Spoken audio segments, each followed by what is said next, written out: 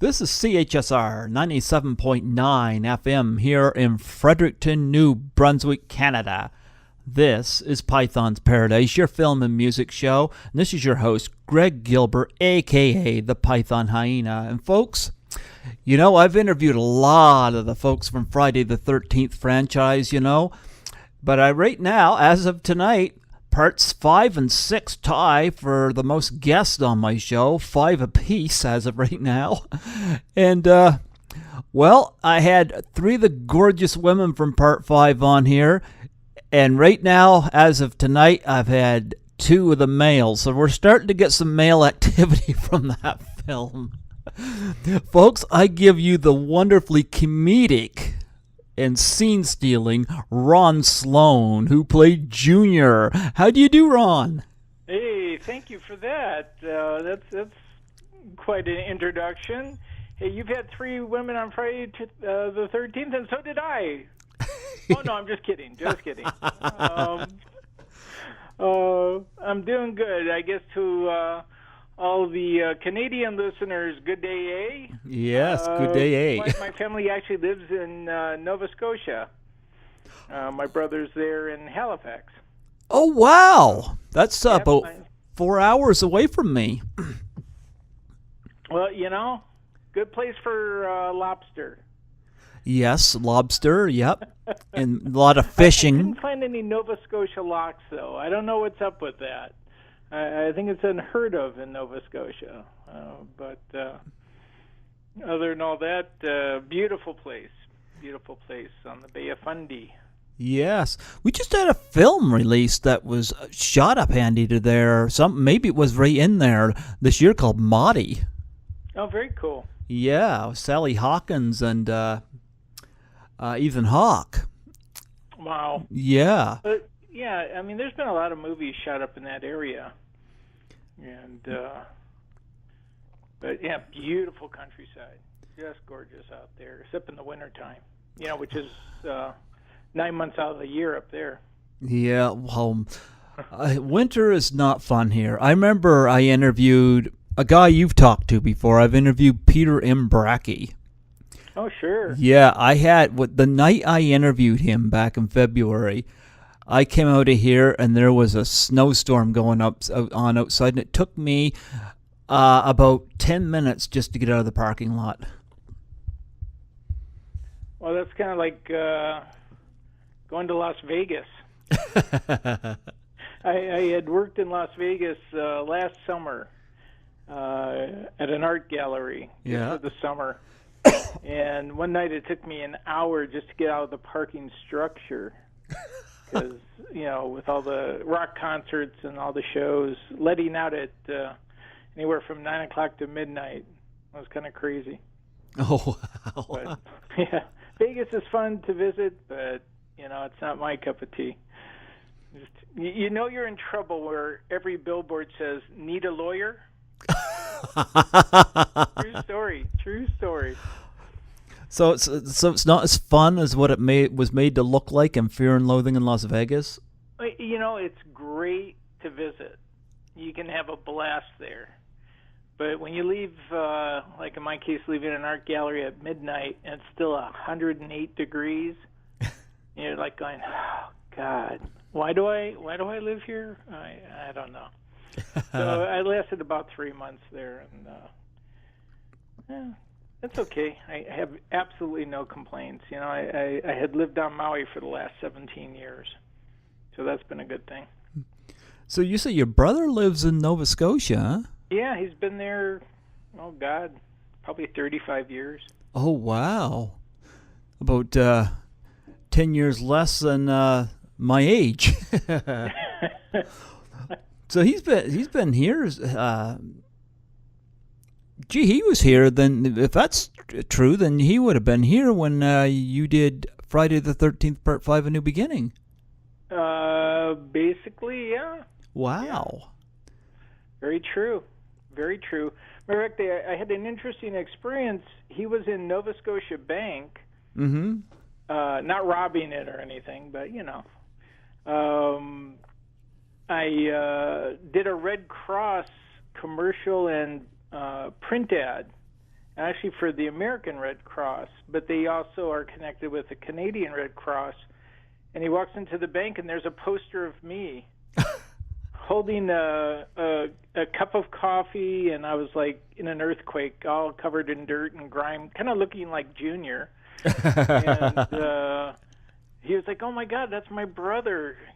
When you're done with that poster, could I have it?" And they were like, "Oh, that's great." Well, they had a bunch of them. It was kind of funny having my brother. I didn't even know that it was running up in Canada. Yeah. Yeah. One of those things.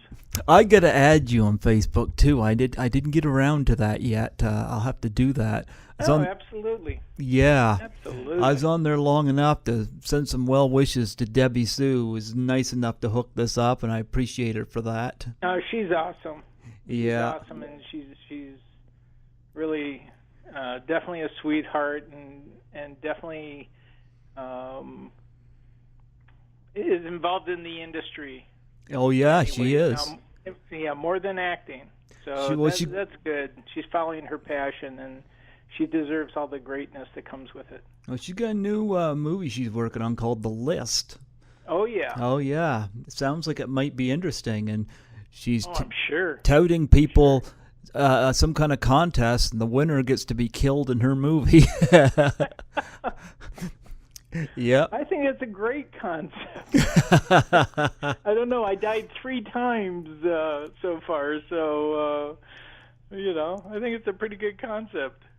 Wouldn't it be funny if Dick Wayand or Tom Morga or even John Robert Dixon showed up there to be the victim? Wouldn't surprise me. You never know. I may be there. You should do it. It's one of those things. Well, I think I might have mentioned to you. I did another movie with John Shepard called Banzai Runner. Okay. And John and I didn't have any scenes together, but it was kind of funny when we were shooting out in the desert near California City, and John was out there. Actually, I ran into John, I think, at the auditions. And I was like, "What are you doing here?" And here we both got the part. Of course, his was bigger part. And it was just cool. John's a good guy. Did he beat you up again? Yeah, we hooked up again. It was great. And, John and I were together at, I think it was Texas Fear Fest and Monster Mania. Okay. This was a few years ago. The whole gang, Miguel, Shavar. I mean, it was just a fun time. That's for your listeners, if you've never gone to a horror convention, oh my God, put it on your list. It's crazy. I've had people try, especially guests, try to get me to do them now, especially this year since I've done over 100 interviews this year alone. Wow. Yeah, you're number 172, and I've done over 100 just this year, so people, I think my name is getting out there. I'm just Yeah, you're a wanted man. That's it. You're in trouble. They'll kill you soon too. You'll be in a film. Maybe Deborah Sue's film. Maybe I'll take that. There you go. Yeah, go down there to New Mexico where Ralph Bakshi and Jesse Ventura are. Well, I gotta tell you, it's a beautiful place. I've been out to Santa Fe and Albuquerque. Santa Fe, amazing town. Great food. Well, just as Not long much to do out there, though, except for watch the rattlesnakes go by and scorpions. But other than that, Well, when you travel up here in Nova Scotia, are you with Ethel doing a little bike trip? Well, I wish we were, but it's a little cold, and Ethel's a kick. I had a good talk with her last night. Seriously, she's an awesome lady. And it's funny because I never call Carol Carol. It's always Mom. It has continued to this day. When we email each other, it's always signed Mom. And Stein Jr. So, I mean, we have this ongoing, beautiful, really fun relationship.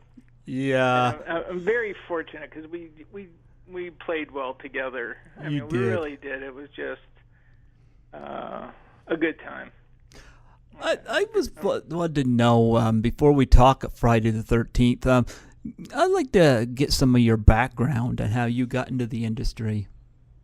Well, it was interesting because originally, like in high school, I actually took theater because I was lazy, in a sense. It fulfilled an English requirement. And I found it a lot easier getting up in front of people instead of writing. And that's actually how my acting career somewhat started. I did a few plays in high school. When I went to college, I was involved in theater. And then, ironically, I got into writing. And I ended up in Los Angeles. I grew up in Los Angeles, in the San Fernando Valley. And ended up back there to follow my heart and passion, which was acting. I got into a little theater troupe. I took acting classes. I did, it sounds crazy, but I was in the Stanislavski method of acting, a method actor. That's a 3-year course. I did that along with Shakespeare. Total opposite, crazy, with Will Geer, who played Grandpa Walton on a TV series in the 70s called Walton's Mountain. Okay. And got involved in his Shakespearean repertory company, Outdoor Amphitheater, in a place called Topanga Canyon, where all the, a lot of movie stars and writers and hippies, and it was a trip. A lot of stars came to our show.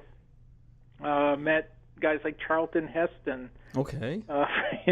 The first Planet of the Apes. He played Moses. He played Ben-Hur. I mean, big actor. And it was so funny. He came backstage after a performance we did of Midsummer Night's Dream. And he was a big guy. I mean, tall. I swear that man had more teeth in his head than I've ever seen in my life. That guy had a smile and a half. Okay. And real nice guy. Nice guy. Made it a point to meet every single person in the cast. Oh, wow. That was pretty impressive.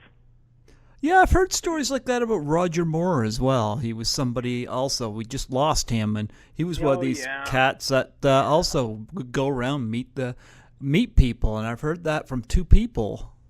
Well, you know, it's so funny. Sticking to the last name Moore, I met Dudley Moore. Oh, okay. And he was so hilarious. As part of my rounding out my career, not just in acting, but I became a cameraman. I used to shoot screen tests, auditions for TV commercials and movies and some smaller TV shows, but mostly TV commercials.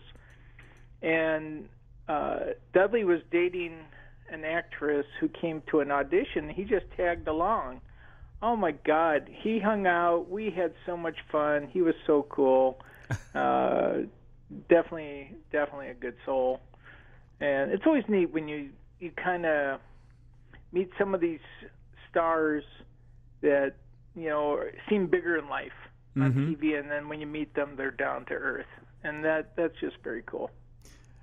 Yeah, it's always nice to meet the down-to-earth ones. And the problem is you got so many that aren't so friendly, and well, you know why? I think, just jumping back to mid-'70s, long before Friday the 13th, I was a page at the studio. I was a guy who sat the audiences down. Mm-hmm. And I worked all the Norman Lear shows, All in the Family, Different Strokes, Facts of Life, One Day at a Time, and tons of specials.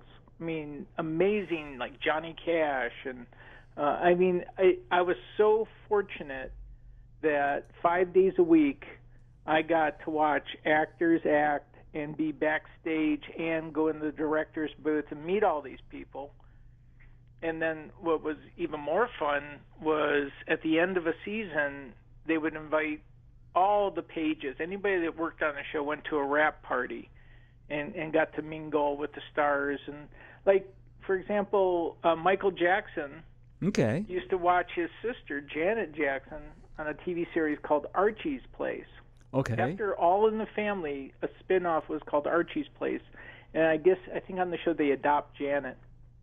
Okay. And he used to come to a lot of her performances. And it was interesting. I mean, invite us over to his house. I mean, these people were real people. I guess what I'm getting at is like, the Justin Bieber urinating in a mop bucket, or Kanye West, some of the shenanigans he pulled there on Taylor Swift, stuff like that. I That's think, ego. yeah. It's pure, look, it's too fast, too soon. Like some of these young cats, too fast, too soon. I mean, good for them that they got their career happening, but it's sad when it goes to their head and they kind of spin out and destroy part of their career, or the people who really are supporting them. It's sad. It's sad. With Justin Bieber, like, I know probably a good half a dozen people who are in the janitorial work. So when I hear about him urinating in a mop bucket, I get really offended by that, because that's somebody's job. And then to hear about him spitting on fans off a balcony, I'm like, yeah. I've heard worse with other stars, and I can't go into it. My wife works for a hotel, and certain stars come in. Yeah. There's been some bad stuff. Oh, that's sad. But on the flip side, somebody like Eddie Murphy. Mm-hmm. I was with Miguel Nunez. I was living on Maui, as I mentioned, for like 17 years. Mm-hmm. And Miguel came over with Eddie Murphy, and he said, "Hey, you want to get together and meet Eddie?" And I'm like, "Yeah." It was pretty cool. Eddie would do stuff like stay at the presidential suite, and it's like $10,000 a night or something. And he would buy big screen TVs. He'd have the concierge get a bunch of big screen TVs and put them throughout the hotel room or penthouse. And then when he left, he'd leave the TVs. But the hotel would use those to give as gifts to the employees at Christmas time. Oh, wow. Just stuff like that. I've heard Eddie was a pretty cool cat. He was very quiet. It's so funny when I met him. Very cordial, quiet guy. It wasn't, you have these things in your head like people are going to be on all the time, and they're not. They have their own lives. So, that was fun. Are you familiar with Mike Winslow from Police? Yeah, from Police Academy. Well, here's a little story that nobody really knows. Michael and I worked together at a restaurant called Poppy Star. Okay. Michael started out as a busboy, and I was a bartender. And Kate Segal from Married with Children. Do you remember that? Oh, I love that show. Well, Kate Segal was a hostess on roller skates. Okay. Wearing a top hat. And everybody that worked at this restaurant had to sing, dance, perform. I would do stand-up. I mean, it was really a lot of fun. And that's where Michael got discovered doing his impersonations and sounds by Cheech and Chong. Oh. They were there one night. I remember when this happened, and they asked him to come down. And I think the first movie he was in was Up in Smoke. Yep. And he did his career took off, man. And Michael, great guy. We were good friends. And then when he started doing the Police Academy movies and everything, I was so happy for him. So happy for him. And of course, Katie Segal played Peg Bundy. Now, was that where she met Al? I don't think so. I used to love that cool. show. I saw her maybe a couple years after the series ended. at a reunion. Mm-hmm. And she's a sweetie. She was a sweetie. Yep. And I loved her in Sons of Anarchy. Mm-hmm. I mean, she's a brilliant actress. Yeah, I agree. Really yes. Brilliant. So you are probably most famous for playing Junior, of course, in Friday the 13th, Part 5, A New Beginning. And I was just wondering, how did you come to get that part? Was it just a standard audition? No, it wasn't actually. I was I was kind of a worker bee. I did showcases twice a week. Back in those days, and probably now it still exists, I'm not sure. There are little theater groups, and I would pay $12 to go up on stage for 5 minutes and do like a scene from a play or a movie. And I had a good buddy of mine, and we did these scenes together twice a week, hoping we'll get discovered. And, you know, you do it for agents, and you never know who's in the audience. That's the whole thing. You never know. So I did this for a couple of years. I mean, religiously, and got little things out of it, but not much. And then one night I did the scene, and Pamela Basker and Fern Champion were in the audience, and they're the folks that were casting Friday the 13th. Of course, they didn't tell us that. I just knew they were big casting directors.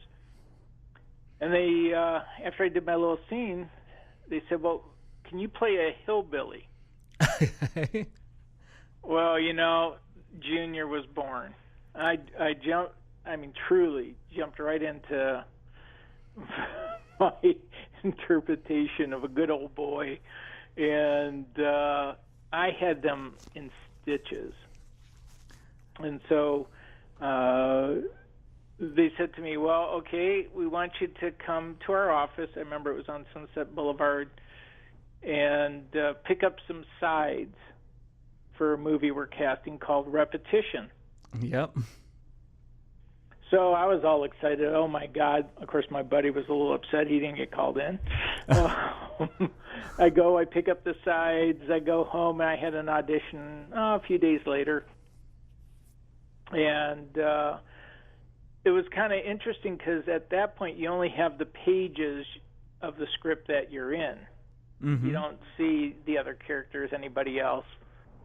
And I auditioned for Pam and Fern, and they called me back to meet Danny Steinmann, the director. Mm-hmm.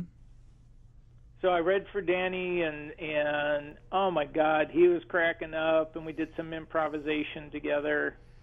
And as I left, he said, "Wow, man, it's really going to be great working with you." And I was like on cloud 9.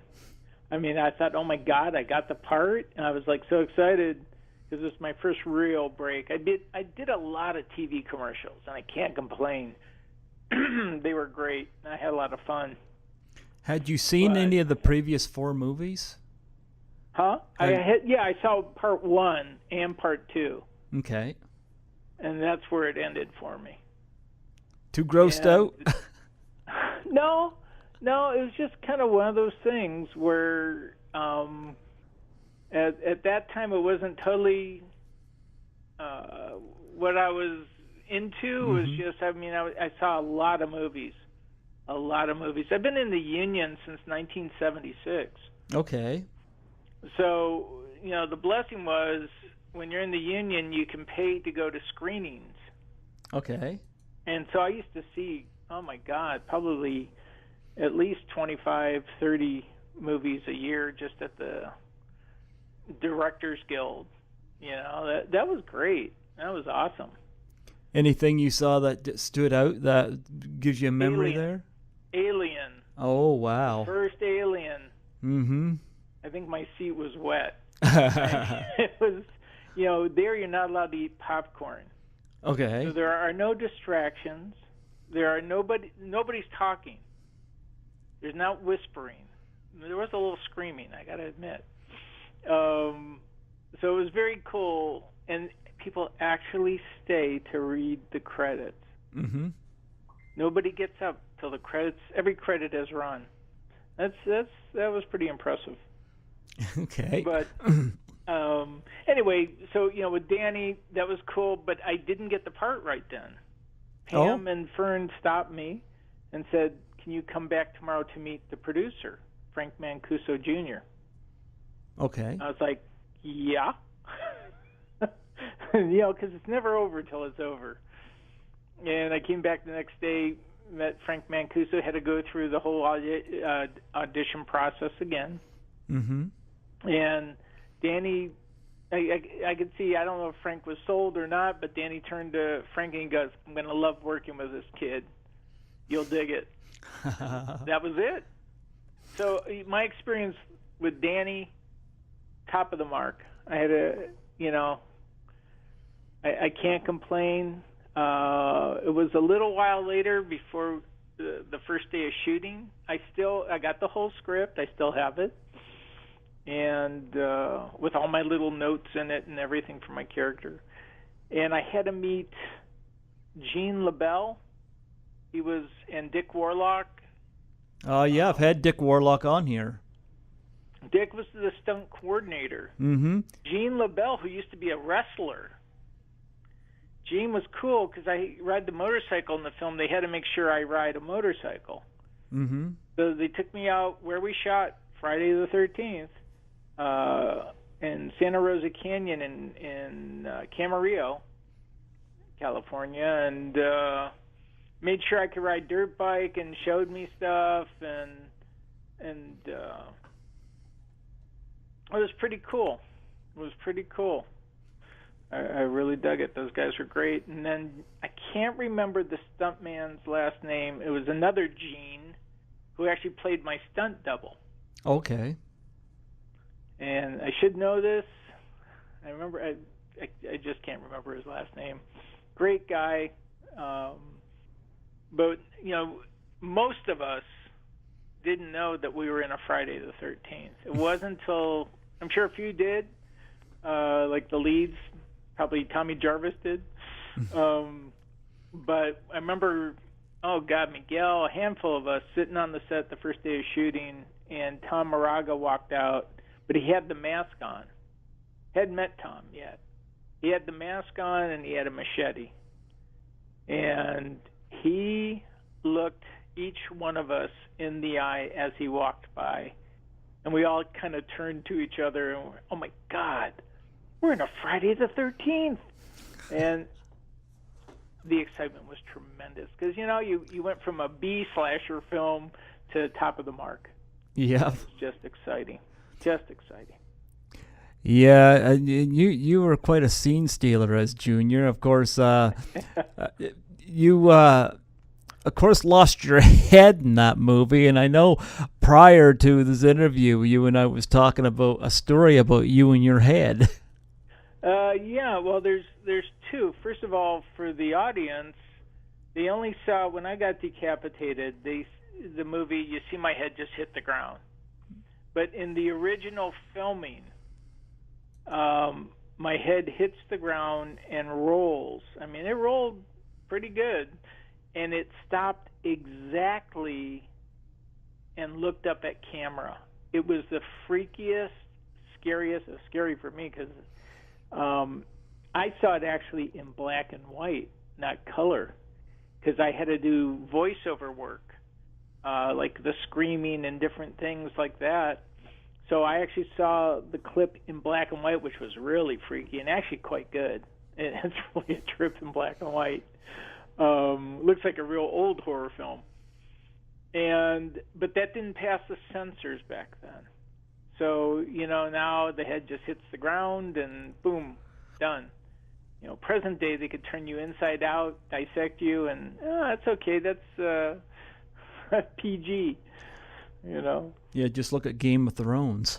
Oh, my God. Yeah. You talking about the story how I got the head? Yeah. Oh, well, that was a couple years later. I was auditioning for a show, and I'm in this little studio in Hollywood I think it was Las Palmas Studios. And there, as I'm walking through the studio after an audition, I see a sign that says Real Effects. I'm like, wow, those are the guys that made my head from the movie. And I'm having this little monologue conversation in my head going, I wonder if I could buy it. So I go to Real Effects and knock on the door, and a guy answers the door, and I go, okay, you won't believe this, but I'm Ron Sloan. I played Junior in Friday the 13th Part 5. And he goes, yeah, I know who you are. I go, really? He goes, yeah. I go, well, I was wondering if you guys still have my head from the film and if I could buy it. And he goes, yeah, Ron, your head's been working more than you have. Fact, yeah, true story. He goes, matter of fact, we shot you in the back of the head last week in a film. He goes, yeah, come with me. Well, if you've ever been to like Costco or any of those warehouse stores, just picture if all the shelves were covered in body parts and monsters and just aliens. It was pretty amazing. And I'm walking like row after row, and he gets on a ladder, and up at the top of a shelf is my head sitting up there with Sylvester Stallone from, I think it was one of the Rambo movies. Okay. And he tosses it, hands it to me. I'm looking it over. Yeah, the whole backside of my prosthetic head is blown off. And he throws it in the bag. He goes, here, man. Just enjoy it. I don't think we can use it anymore. I was like, well, I was blown away. So as I'm leaving, I'm walking through the lot, and I'm a happy camper here. I see Arnold Schwarzenegger. He's smoking a big old cigar, and he's in his bathrobe, a big old terry cloth bathrobe. Okay. I think he was shooting True Lies. I'm not positive. I think that's what the movie was at the time. And I was going to walk up to him to meet him, and then I thought, dude, you got a head in a bag, and there's security, and, you know, they might even think this is stolen. And, you know, so I kind of passed that opportunity up.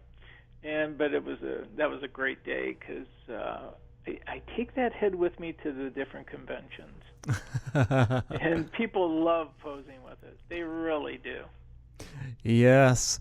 Well, there was a few places in that movie that got hit bad with censorship. Like, I interviewed Tiffany Helm last year, and she was saying her original death scene, she was supposed to get a machete in the vagina, I guess, while doing aerobics.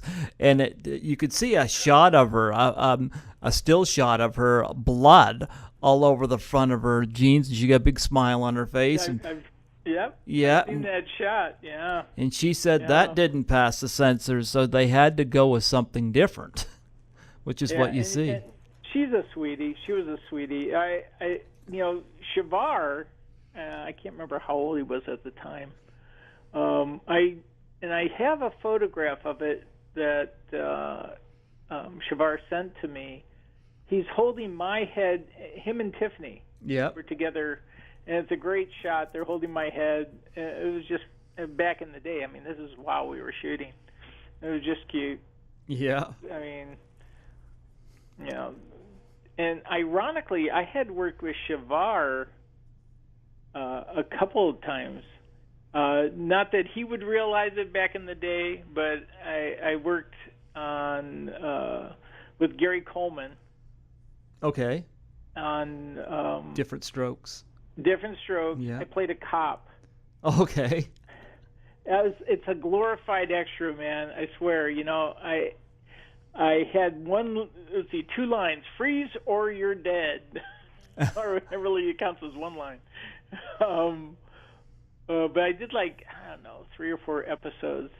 But that's because I worked with Norman Lear on those shows as a page, and then got bumped up and actually auditioned for Norman.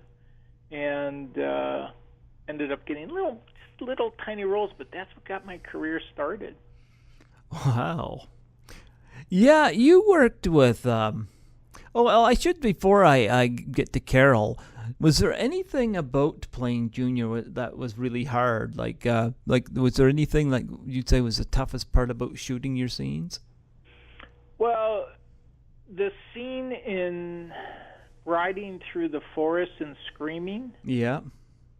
It's not that part itself was tough. It was so funny. Here, I had to do all this motorcycle riding stuff to show them I could ride.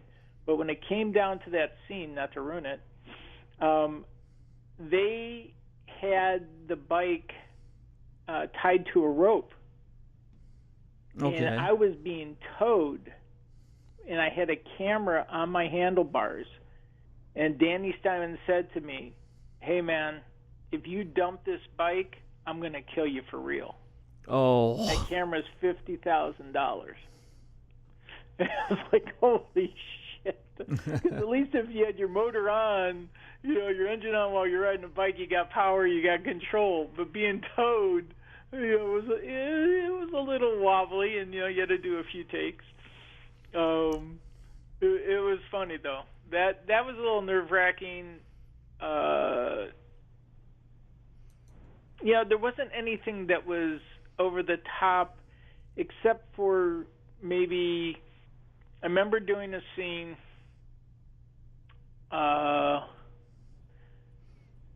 And it really went well. I can't remember which scene it was, but I mean, God, Danny came up to me, Frank Mancuso. People were like, "Man, that was great. That was great." No, thank you. And I go to do the next scene. I screw it up. I totally blew some lines or something happened, and you went from hero to zero that quickly. I beat myself up more than probably really what happened, but I was like, oh God, But that's little. That wasn't. I mean, it wasn't anything life-threatening. You say you got the script now. Is there anything in that was in the script that didn't get shot? That's funny you say that. I have absolutely no clue. Actually, even my scenes, things were improvised. See, it's one thing when things are written and it has to be in stone for whatever reason, but Ethel and my relationship, there was a lot of improvisation. The basic, the lines are there, the script, but Danny would allow us to have fun with things and just go for it, He was cool on that. So, I mean, it's not Shakespeare. We didn't have to be exact. You can't improvise Shakespeare. But that's a good question. You definitely, I'm sure, page by page, yes, there were changes. Scenes were changed. I mean, while you were shooting, things that look good on paper don't necessarily work.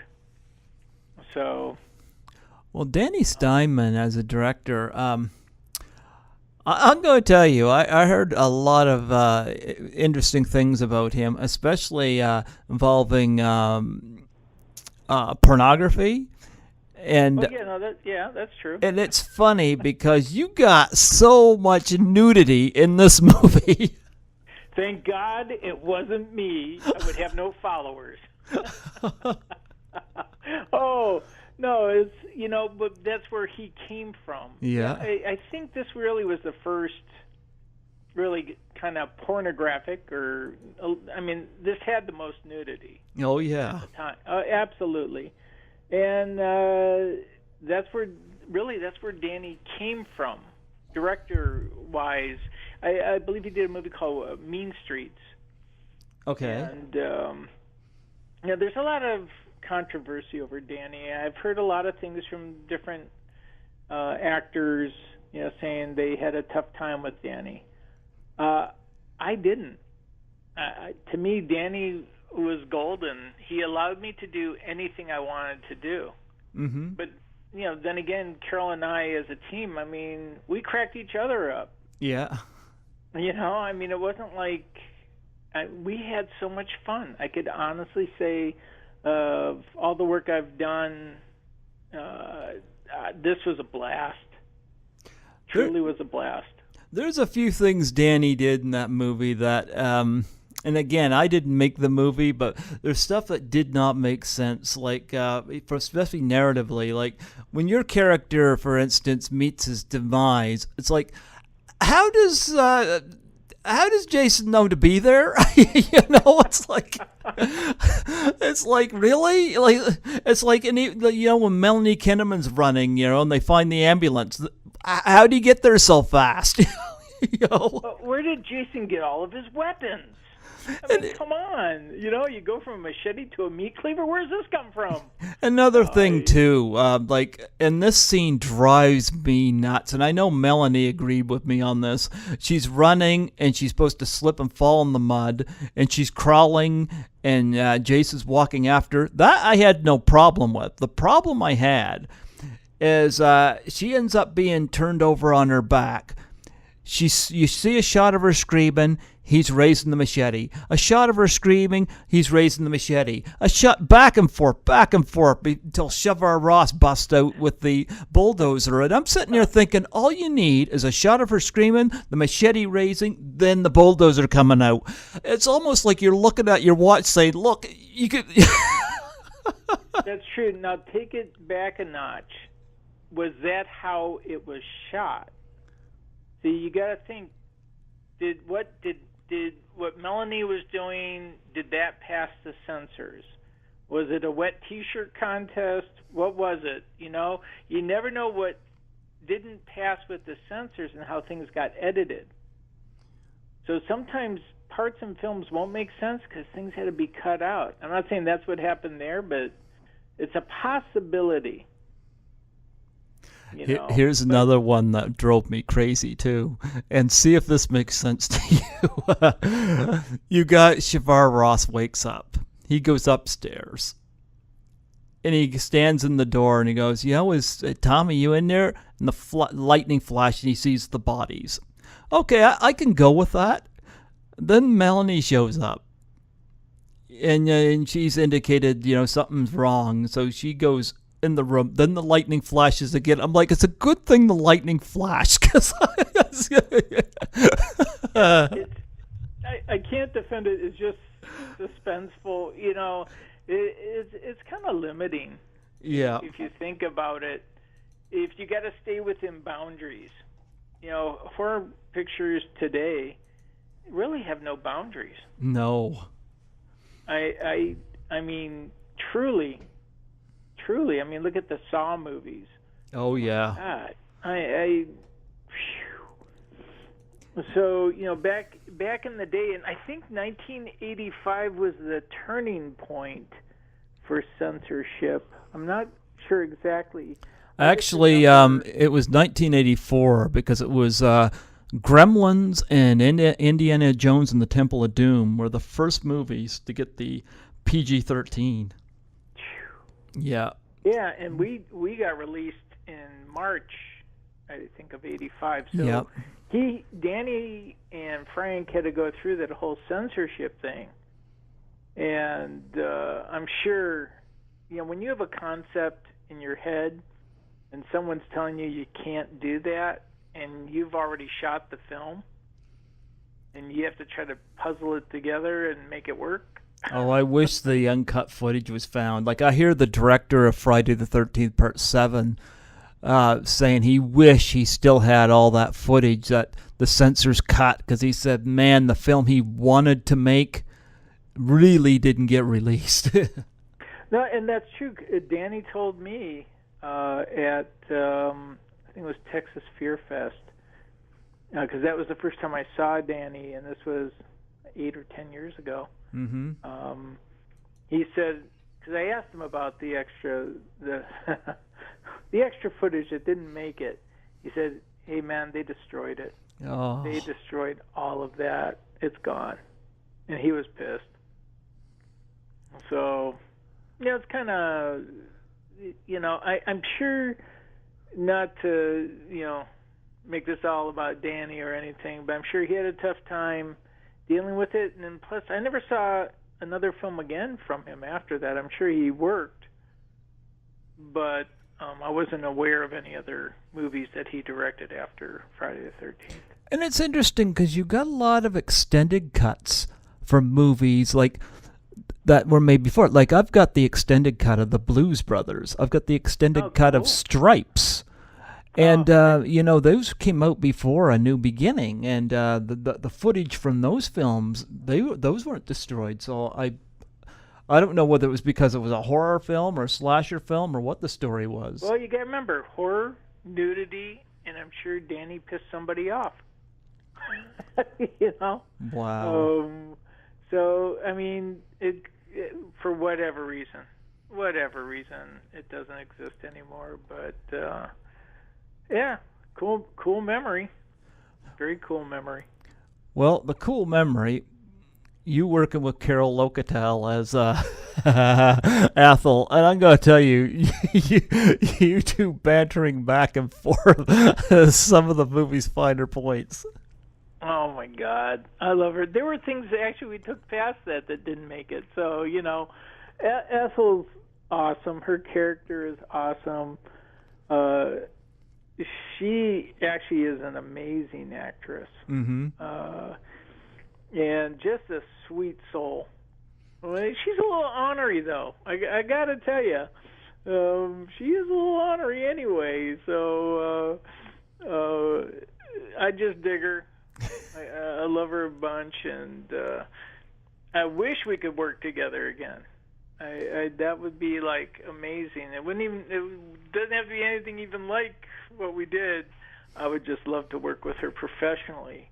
See, what's great is when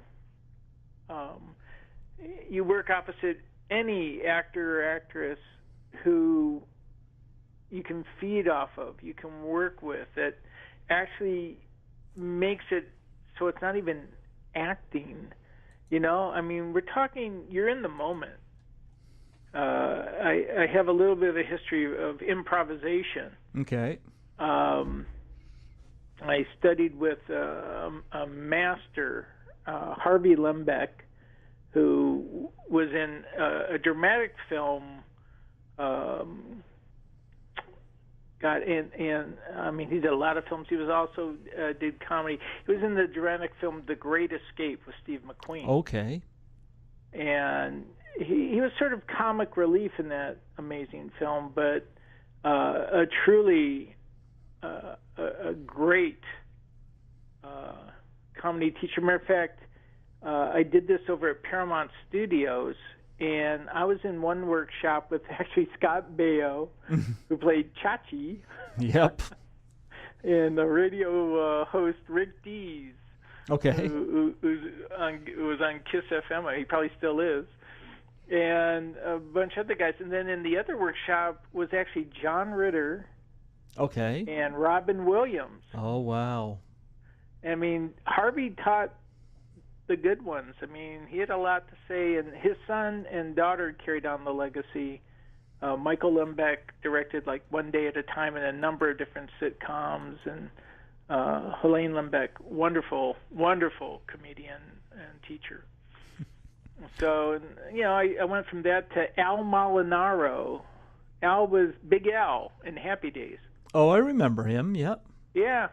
So, again, he continued after Harvey. Harvey passed away, and Al took over the workshop, and he was great. Yeah, now when you and Carol do the conventions, you two go in character, do you not? Yeah, it was just kind of fun. I just kind of had the idea of just wearing the leather flight cap and throwing on a sweatshirt, and Carol put on her lumberjack shirt, and it was just something fun to do, to interact with everybody. Why not? I got to tell you honestly, I had no idea, truly, until about 10 years ago, that there was any sort of following, fans. I didn't do conventions. I didn't even know about the conventions. I never thought about it because I lived on an island. Mm-hmm. And I was contacted by a radio station here in the States, Dead Pit Radio. And I did an interview with them. And they said, well, of course you do the conventions. And I'm like, what do you mean? And they hooked me up with Sean Clark. Okay. And before I knew it, I was on a plane going to Texas for Texas Fear Fest. Okay. You know? So, yeah, that's how it all just kind of fell into place. I've only done a couple conventions. Carol and I have only done a couple, and I always ask this: what's the most unique thing you've ever been asked to sign?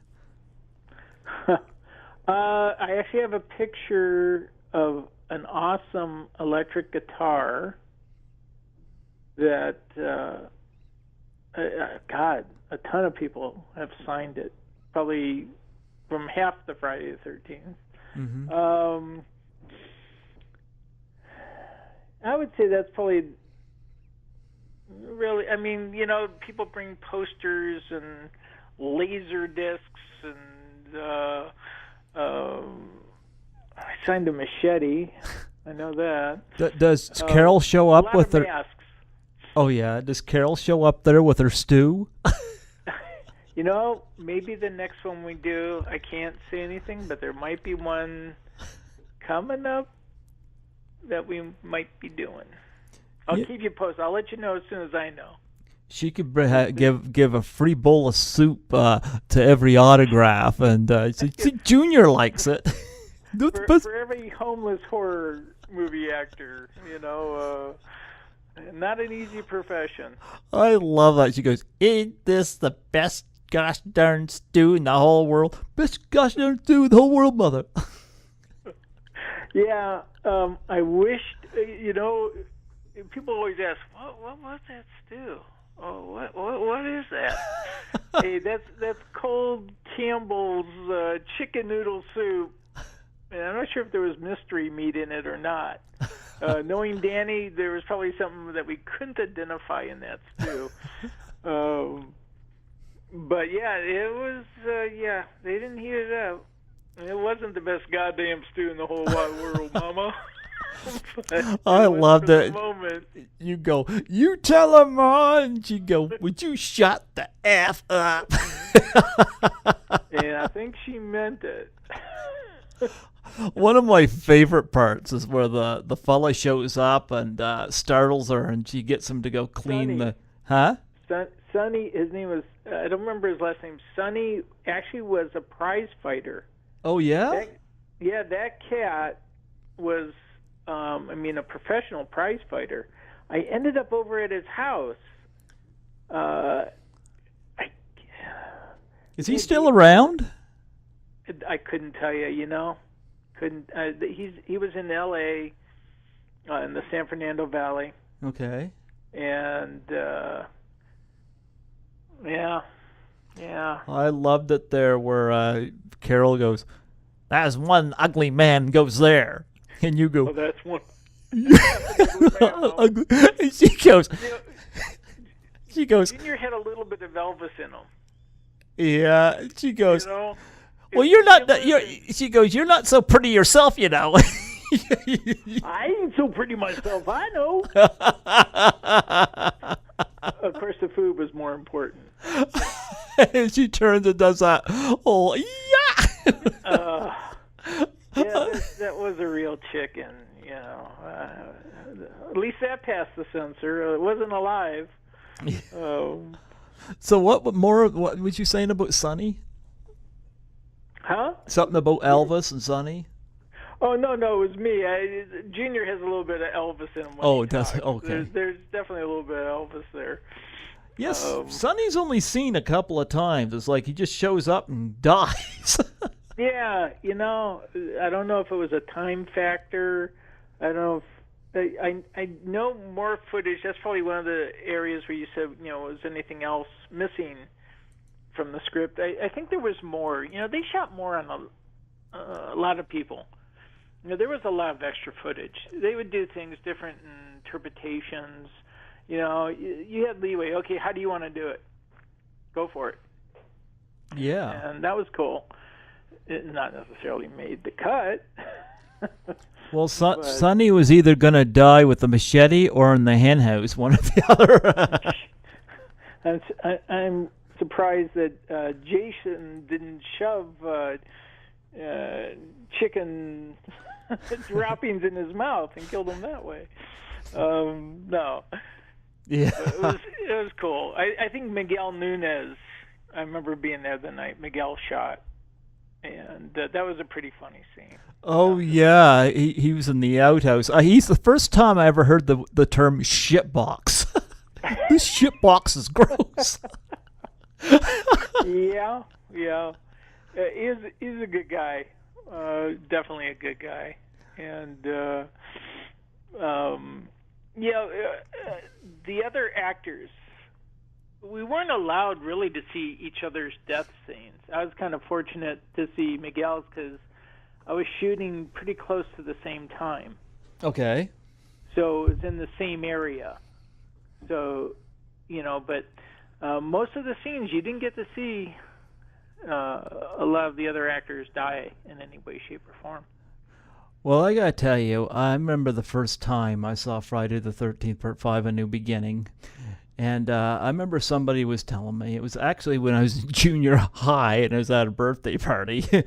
Man, you make me feel pretty old. Thanks a lot. Yeah, go ahead. Well, I'm 45 now, but this would have been, some jeepers, almost 40 years ago. But anyway, I remember they're saying they weren't happy with the fact that it was a Jason imposter. But they knew I hadn't seen it, so they decided they'd show it to me. And they said, we don't know what you'll think of the film, but we guarantee you're going to love the leading lady. And I remember when I had Melanie Kinnaman on here, I said to her, man, when you walk out through those doors, I tell you, my heart just went to beating. I can relate to that. She, first of all, she was gorgeous. Yep.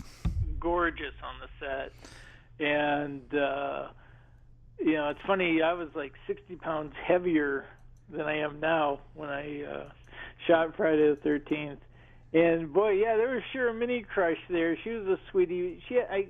I knew she was dating somebody famous, and I gave her a ride home one night after shooting. On the bike? Right.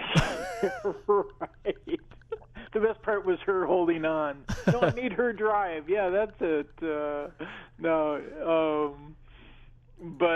yeah, she was a sweetie. She was just genuine, down to earth. It wasn't, definitely a good soul. I think she is one of the most gorgeous women I've ever seen. And I got her on Facebook, and I always tell her every Friday, I always wish her happy Friday, gorgeous, and she always responds. She's a good one. Yeah. She's a good one. Yeah, I had a lot of fun talking to her. That was 2 years ago, August, and I'm still in touch with her, and love talking back and forth with her whenever I get the chance. But I heard that she was relating a story that Shavar Ross was very quiet around her. And she come to find out why. She found out that Shavar had a crush on her and didn't know how to communicate with her. Well, in a heartbeat. I think everybody had a crush on her. She was definitely, I don't know how old he was back then when he shot it. Was he like 12, 11? I don't remember. You might know this. I don't know. But I mean, God, a beautiful woman like that and you're a kid, holy Toledo.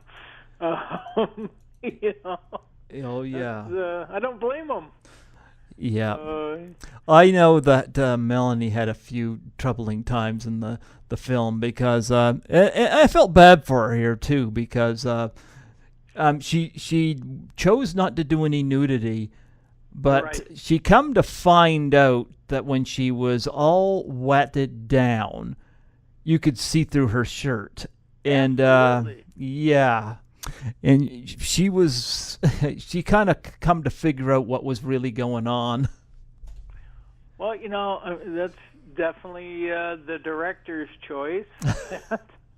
Probably if she decided she didn't want to do that, or if she knew that was going to happen, that probably would have changed her career a little bit. You know, it's interesting on something like that. I remember going to opening night. They did it in Westwood, which was a lot of fun.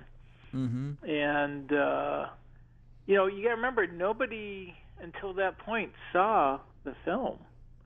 Now the actors, I think for a good handful of the actors, it was the first time they saw themselves nude on a big screen. Okay. Or half nude, or, you know, any body part. So I'm sure it was a tough moment for all of them, or also pretty cool. You know, I mean, it depends where your head's at, but I'm sure it was a little embarrassing. I do know that she and I had a good laugh over the reappearing, disappearing pink sweater. No, you know, continuity in a film a lot of times doesn't happen, and that's really a TV show unto itself. You know, picking out all the clips. I did a movie with Kelly Lynch. Okay. And Barry Tubbs from Top Gun. Kelly Lynch was in Drugstore Cowboy. Okay. And I played, it was called Warm Summer Rain. And, of course, it's one of those films where, even though I have a co-starring role, I think my role is only like 3 pages or 4 pages long of dialogue. There's like 3 of us in the film. And the director, who wrote a great Vietnam film called Uncommon Valor, okay, got his first directing job on our film and had bad advice on continuity. And they actually had to lose all my scenes with Kelly as far as close-ups.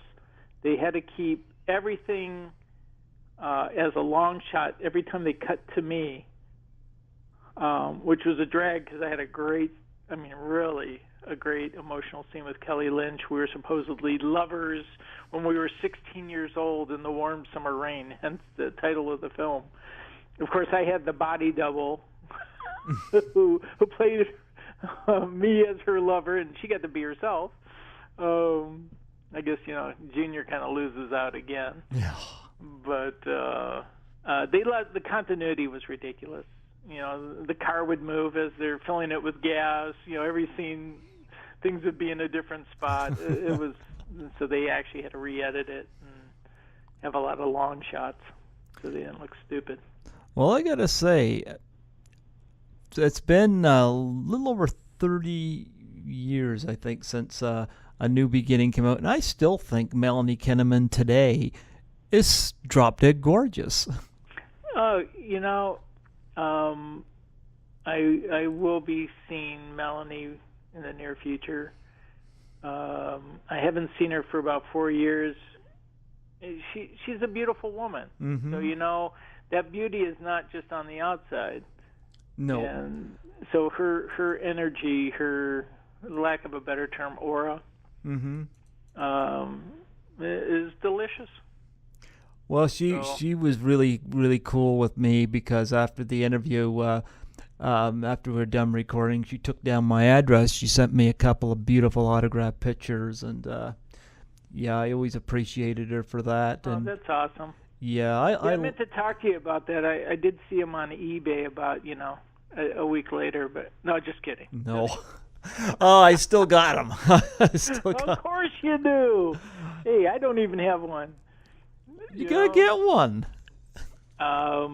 Actually, you know, I have the big book, the Crystal Lakes Memory. Mm-hmm. So do I. I forgot to bring it with me to the last convention I went to, but yeah, you know, I'll be doing conventions again, so I'll get it signed by the friends. So you worked with John Shepherd in a couple of films, and did he beat you up in both? Well, you know, that's funny you should say that. In the first, of course, he did, and in the first, his stuntman, actually rehearsed the fight scene between John and I. Mm-hmm.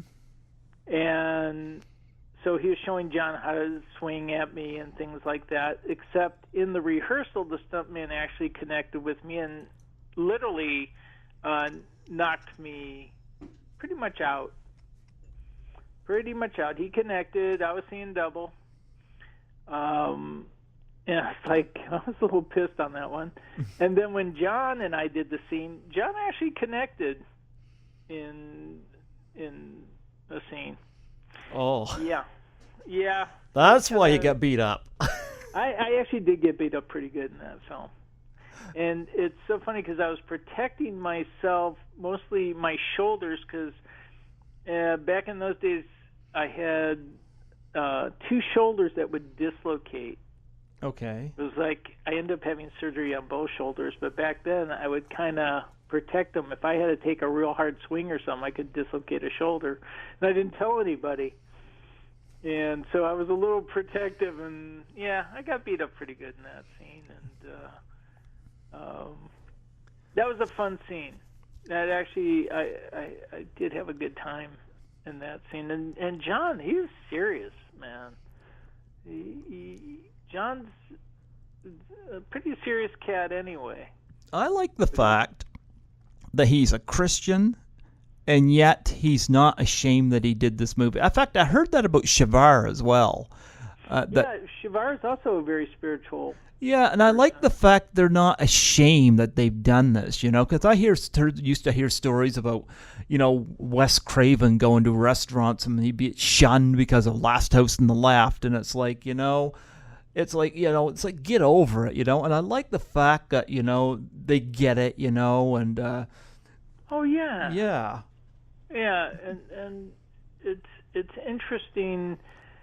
Yeah, there's nothing to be ashamed of when it comes to, it's one thing. It's not that it's like, I guess it's art in its own way, but it's really work for an actor. Mm-hmm. It's opportunity, and it kind of rounds you out. I had no concept how big this was. No. I really didn't. And I'm still shocked to this day. I can't help it. I really can't help it. I was selling art in Maui, and I had a guy come into my gallery. Mm-hmm. And he looked at this kind of little cabin scene I had on the wall, and he happened to make a comment. He goes, "Wow, man, that reminds me of Friday the 13th. I looked at him. I said, "Oh, I was in that film." And all of a sudden, he looks at me. He goes, "Junior!" And he started doing all my lines. I was blown away. This is the first time since the movie that this had happened to me. And he goes, "I got to buy something. I got to buy something." I go, "Why?" And here I'm selling fine art. And he goes, "Hey, man, I need you to sign something." And it was like, wow, that was pretty cool. That was pretty cool. And that has happened a good few times, just being out in public. It's not a big thing. Doesn't happen that often. I'm not that recognizable. But it was just kind of cool. People actually remember the lines. Yeah. I mean, I had it happen literally just a few weeks ago again. So I got to kind of an honor. Yeah, I got to backtrack back on Melanie again too. That I just thought of. She paid me one of the biggest compliments too, because growing up, I did not have a big self-esteem, and it's not until the last 10 years that I gave myself a makeover with my clothes and got myself built myself some really good confidence. But I never had luck with the women. And it's funny because when I got on Facebook and I put the profile picture that I got up there now on there, Melanie commented on it, and she put one word. She put hot. Aww. And I'm going to tell you, I've had women. I know, for instance, a few years ago, I had a crush on a woman that was doing a cabaret show, and she knew I liked her, but she was a little bit stuck up. And she was supposed to do my show on here. This was back before podcasting, and she sent a couple of the other dancers as opposed to her showing up because I liked her. And I'm sitting there thinking, who was she alongside Melanie Kinnaman? I'll take that from Melanie. Hey, look at it as a blessing, brother, because imagine if you got involved with her. It would just end up as heartbreak. Yeah. Really, it'd be her heart that was broken. Well, you know something? I'll give you a junior's tip on meeting women. Wear a leather flight cap. Oh. Yeah. So if I go to a convention wearing a leather flight cap, that's it. Melanie will fall in love with me? Well, that I couldn't tell you. Well, then your tip's I'm not sure working. She has someone special in her life. I don't know though. You know, you never know. It's the real pretty ones that could have the loneliest life, and that's why Junior's so happy. Well, I'll share something with you real quick. Sure. On the screening, I took a blind date. Okay. I took a blind date to the screening of Friday the 13th. Okay. Part 5. And this girl kept on looking up at the screen and looking over at me. And it was like a comparison of, you know, I'm dressed nice, I'm trying to impress this girl, and she kept on looking back. We went out to dinner, the whole cast, at a place called the Nucleus Nuance on Melrose. Okay. And while eating, this girl would look at me as if Junior was going to be eating his slop. And that was the only date I ever had with her. She couldn't shake the idea that I was some hillbilly slob and couldn't separate Ron from Junior. Wow. True story. Wow, and I thought I had it bad. Yeah. So but at least you're married you're married now, right? Oh yeah. It'll be 15 years in December. Met my wife in an art gallery in Maui. What does she think of Junior? You know, what's funny is she digs all that stuff. We both didn't realize until we started doing conventions together. She's gone to every signing I've been at. And just how much fun and how cool the fans are. Did Carol give you away? I didn't hear you. What? Did Carol give you away? She should have. Carol and my wife get along great. I mean, truly, Carol has a wonderful husband who's a musician, and they're great to hang out with. I mean, they really are, and Carol should have given me away. She wanted to give me away. But they could have had Sonny stand up there with you. That would have been, yeah.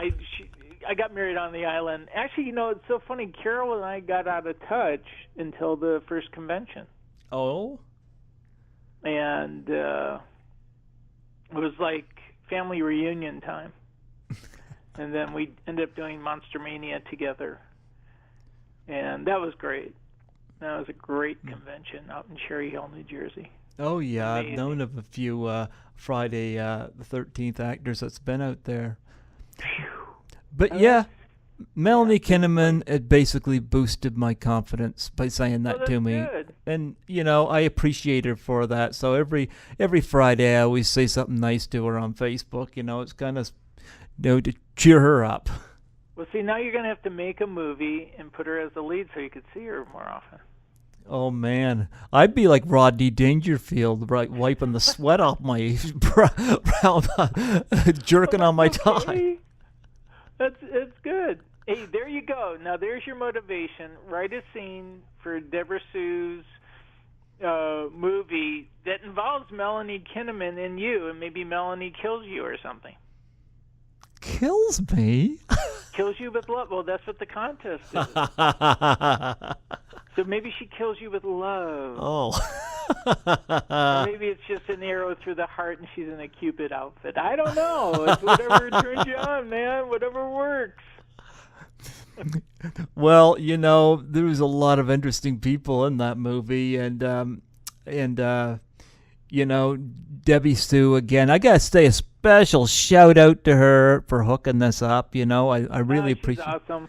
Yeah, I've had her on here a couple of times. I had her on here last October, and I had her on again in April this year because I found out she was doing this some short film. I said, why? She asked me if I would do some I think she approached me about a mailing list that she was doing online, asked if I wanted to be on it, and I asked what she was up to and whatnot, and I said, hey, why don't you come on and talk about this, So I've had a really good report with her, and she was a real trooper doing that nude scene, and especially with it must have been painful. She described the shears to the eyes and the what they had to do. It's not a comfortable feeling. Yeah, her and it's Robert John Dixon. Robert. Yeah, he didn't exactly pass the eye test either.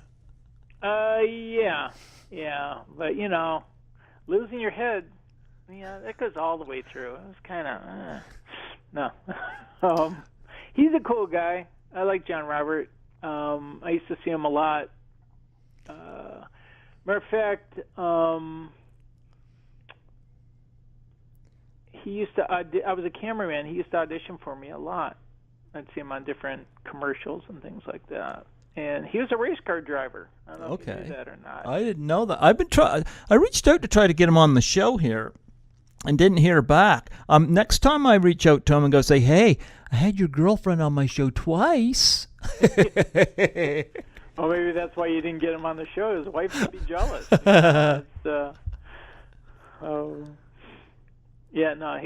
a good guy. Yeah, and of course, I love Tiffany Helm. Had her on here as well. She had the coolest hair. Oh, yeah. I don't remember many conversations on the set with Tiffany. I mean, all the conversations with most of the actors at the time is you're working, and you have to be quiet on the set. The only time you're really talking much is while eating, which seemed to be a lot on the set anyway. But I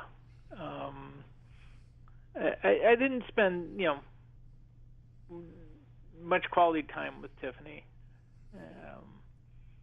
Just seeing her on the set and little chit chat. I don't know whether it was her or Debi Sue. It might have been Debi Sue saying that you showed up to eat and you had your head with you. Yes. Yeah, I had lunch with Debi Sue. Okay. Put my head on the table, yeah. Did she try to feed the head? Shavar and Tiffany took it to have Polaroids from wardrobe. Everybody posed with that head, man. Everybody was, that making that head was a nightmare. Oh, I bet. That was difficult because my mouth is open, screaming. How back in the day, and probably hasn't changed much nowadays. They put like a silk stocking over your head. My face was exposed, and I had to have a scream. Well, they do that at frat parties. Oh, yeah, there you go. I bet they do. But no, my face had to be frozen with this scream, and they put plasticine over your face, liquid, rubbery, and they mix it, and it's ice cold. I mean, literally ice cold. And I got a margarita headache right away. And the stuff is dripping in your mouth and going down your throat, and they have straws in your nose. And the whole process takes a couple hours. Oh, wow. And once the foam is kind of set and all that, they cover it with plaster, which is really cool. I mean, not cool. It was very warm, but it was relieving at first because you're going from margarita headache to this warm, almost like a womb, and you're going, oh, this feels good. And all of a sudden you're going, oh, this is hot. Oh, man, this is uncomfortable. It's like almost like claustrophobic. Yeah. And then they take one of those air saws that they use to cut a cast off your arm if you ever broke your arm as a kid. And it sounds like they're cutting into your head. This thing, they're cutting in half off of my head, and I hear the guy, special effects, I go, oh, no, this is messed up, man. We're going to do this again. Oh, no. I looked at him, I said, you better make it work because I'm not going to do it again. He goes, okay, I'll try to salvage it. It was fine. I don't know what he did to fix it, but it was fine. Wow. It was a nightmare. It definitely, I think having the mouth open, all the goop going down there, and someone's taking the little dental vacuum and sucking out this terrible tasting crap out of your mouth. And here I thought Debi Sue had it rough with her, because she had to be led around by the hand because she couldn't see. Everybody's done that. Come on. Yeah. Done at parties. No. But Tiffany Helm had that wonderful dance scene too. I keep telling her, I said, Cindo Echo kind of owes you. Yeah, there you go. It's interesting because last night I was interviewing Corey Parker, who played Pete in the movie. Yeah. Yep. And I got thinking today, would it have been interesting if I could get Tiffany and Corey at one of these conventions and see if she could do that same dance while he sings the song he was singing in the car. He probably would do it. Oh, he was a great cat. He only had that brief scene there with Anthony before they get killed off. But I remember that song. It goes, "It's effed up again at 8 starting. I'm gonna kick your ass, fix the effing car." I'm like, Simon Cowell's got to give that a thumbs up. Absolutely. Tiffany's gonna dance to that. Do you have any memories of Juliette Cummins? Definitely, but I can't talk about it. Oh. Juliette just seems to have dropped off the radar. I don't even know if Tiffany even knows where she is anymore. No, Juliette was a sweetheart. Yeah.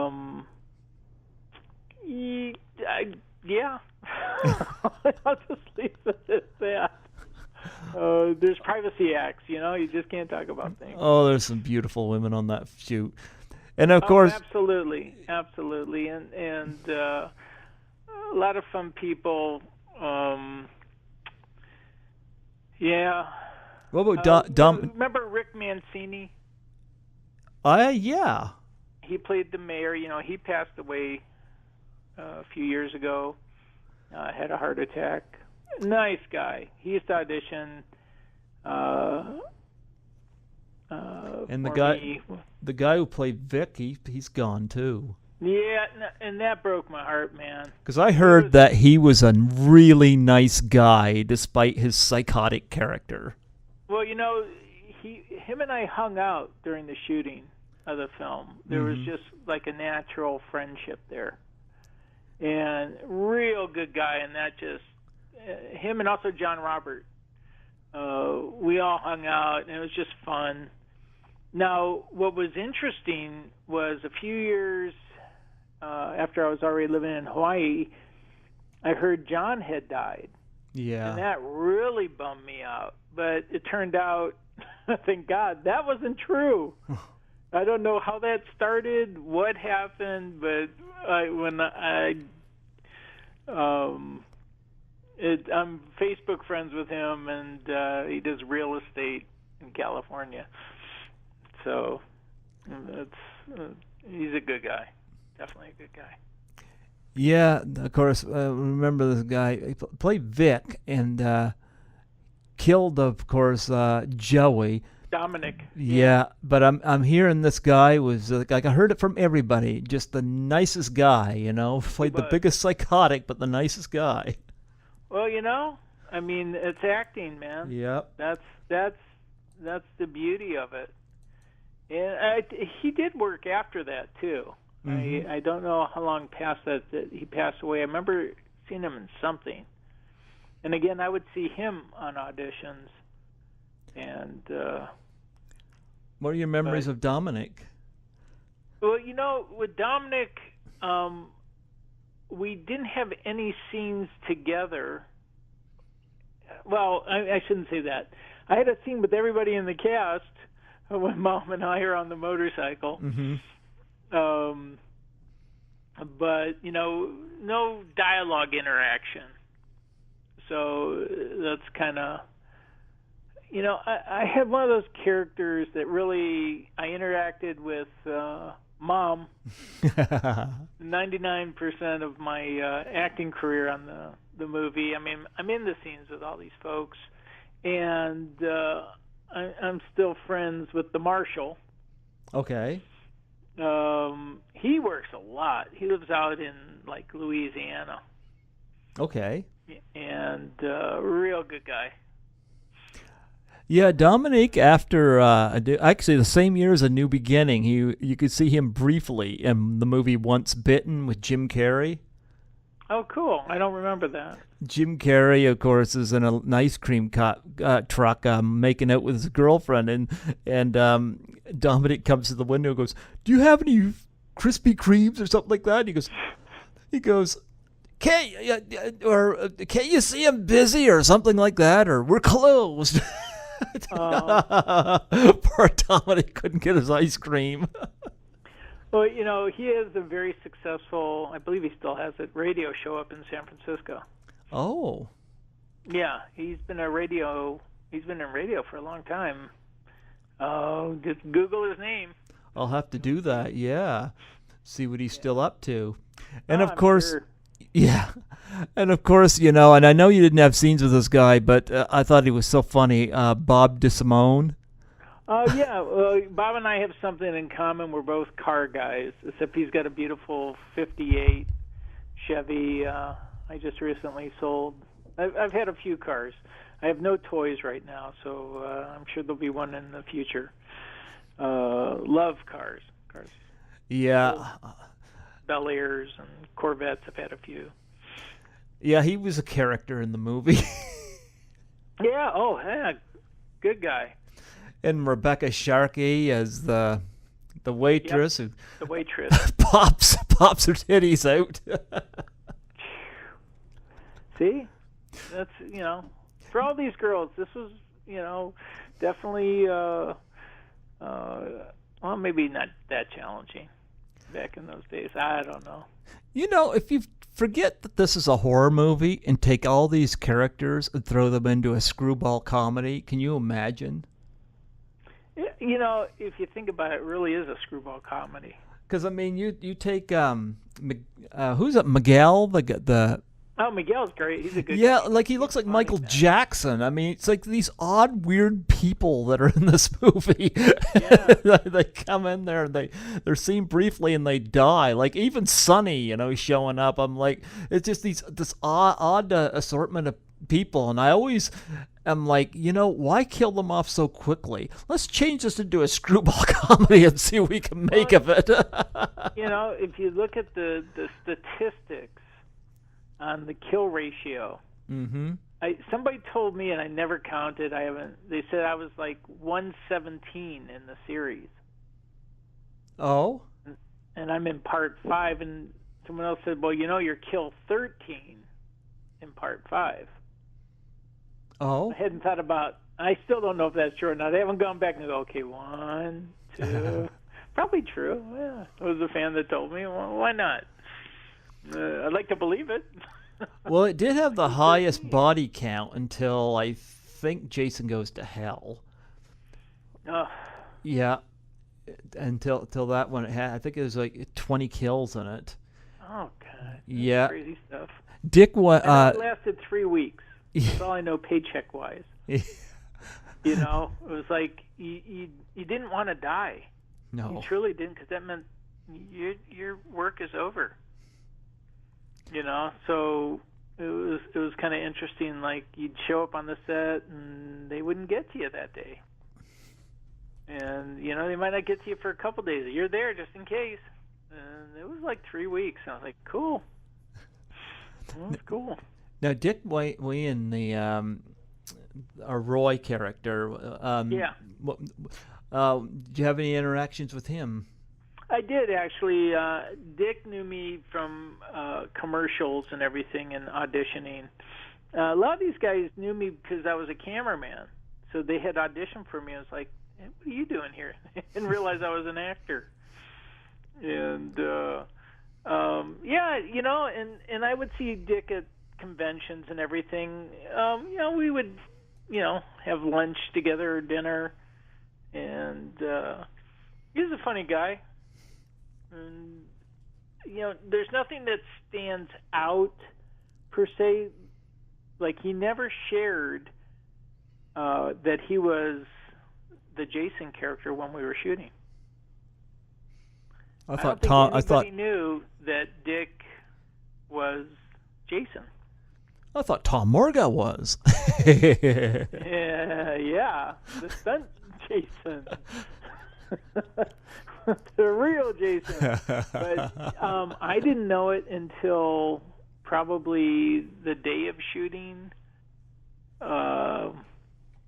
Again, most of the scenes were kept private. It was a closed set. We were not allowed to bring anybody. I actually kind of BS'd my way. I got my best friend in by telling the manager there, the set manager, that I was bringing my brother down. And it was my best bud. We kind of looked alike. And he was on the set and got to watch the shooting. But, he had a crush on both Debi Sue and Melanie. Oh. Everybody did. Oh, gee. How, did he get to interact with them any? No. I told him he couldn't talk to anybody. We'd get in so much trouble, they'd boot him off the set. Holy cow. Yeah. But, again, we didn't know it was Friday the 13th until that first day, so. No. At least I didn't. I can't talk for anybody else. Can you believe it's been? So it's a night. Here we are, 2017, and that movie came out 32 years ago. Yeah. Wow. And do you remember the first time you've been recognized, like just out and about from that movie? Yeah, it wasn't that. It was kind of maybe a few months after it came out. It was another actor that had seen me. Actually, one actor that you know from the first Friday the 13th, John Fury. Okay. I saw John. I saw Amy Steele. It wasn't that it was a total recognition. It was more of almost like a fraternity, a brotherhood. Mm-hmm. Tom Matthews. I knew Tom pretty well. I've had him on here, too. I had him on last Good year. Guy. Yep. So Tom, again, auditioned for me a lot. And we talk about Friday the 13th and everything. It was cool. And John, too. John had a good career,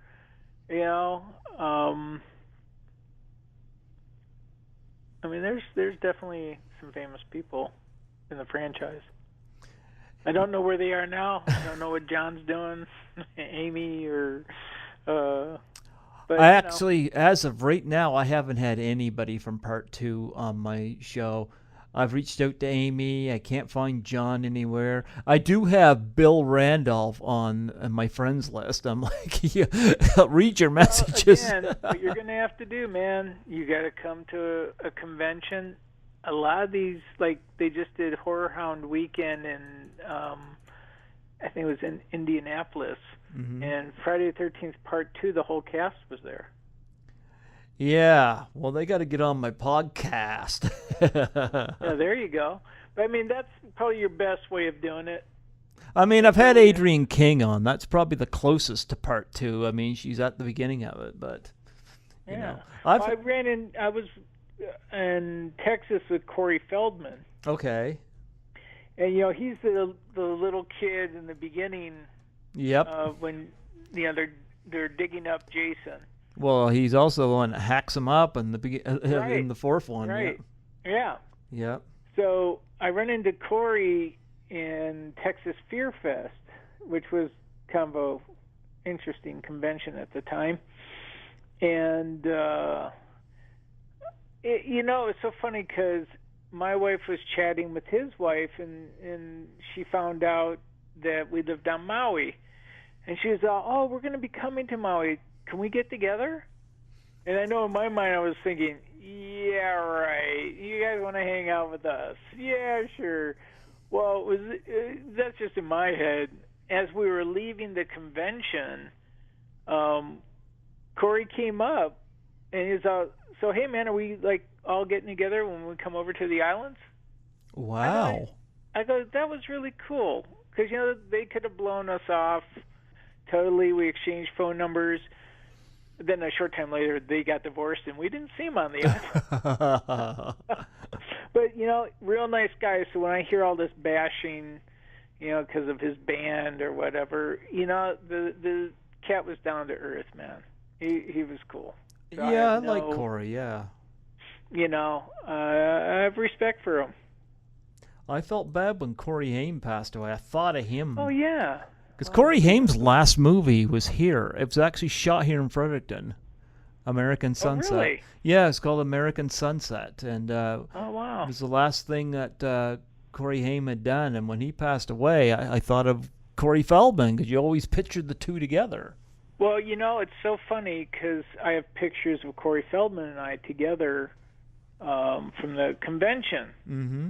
And when I show them to some clients of mine or friends, they go, "Oh, that's Corey Haim. That's the guy that died." And I go, "No." I go, "That's Corey Feldman. It's the other Corey." I mean, he's known as the other Corey. But a nice man. And Danny Trejo too. Oh my God. Oh, I like good Danny. Guy. He's a good guy. Actually, it's funny you mention him, because I think it was Melanie Kinnaman mentioned on Facebook. I didn't know this, but I guess, does Danny own a donut chain or something in California? No, tacos. Trejo's Tacos. I guess Melanie had donuts there or something. Yeah, that I don't know. I know he owns a couple. He's also into cars. He's a car guy. Tacos. I know he does some philanthropic work for homeless and food bank type stuff. And it was so funny. I run into him in Texas, and Danny used to, again, audition for me. So, he knew me. He didn't even know I was an actor. He was at the convention for Machete and stuff like that. And he was all, "Hey, Holmes, how are you?" Hey, and then it's like 1 o'clock in the morning. We talked till 4 in the morning. And it was like the day of the convention. I was so tired that next day. It was just fun. And he's just a good guy, a real good guy. I saw footage of him at one of the conventions. It was him, and I don't know who else, were in an elastic fight with Tom Savini. Oh, yeah. That's funny. Did you ever get caught in those? I met Tom Savini, yeah. Did he hit you with an elastic? No. But you know how Danny got his start? He was a prize fighter. He went to prison. Yeah, I know that, yeah. A fighter. And he actually became a trainer, and he was training Eric Roberts on Midnight, what was it, the Canadian, the movie, God, I can't remember his first movie. Anyway, he played a prisoner, he was an extra, and he ended up training Eric Roberts to box and film, then he ended up being the boxer himself. Oh, okay. And he got his break. Oh, wow. And actually, yeah, go on my Facebook page, because I just saw a thing with Danny, and I shared it to my wife, and how Danny got started. I think it's on my Facebook page. I'm pretty sure. They should do Machete versus Junior. Oh, God. Well, no, Junior definitely wouldn't win. He'd lose on the first stroke. Then they should do Machete versus Ethel. There we go. Let's see. Machete versus Jason. Well, there we go. Or Melanie with the chainsaw. 13th, part 15. Or Melanie with the chainsaw. I think that's your fantasy, man. I don't know. We're going to have to get you therapy. I'm sorry. I heard she shot that on Halloween night. You know, I was there that night that she shot it. Yeah. That's so funny. I have no idea.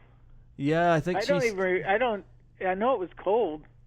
It was cold out there, man. It was cold, yeah. I bet it was cold. But it was beautiful. You know, it was this.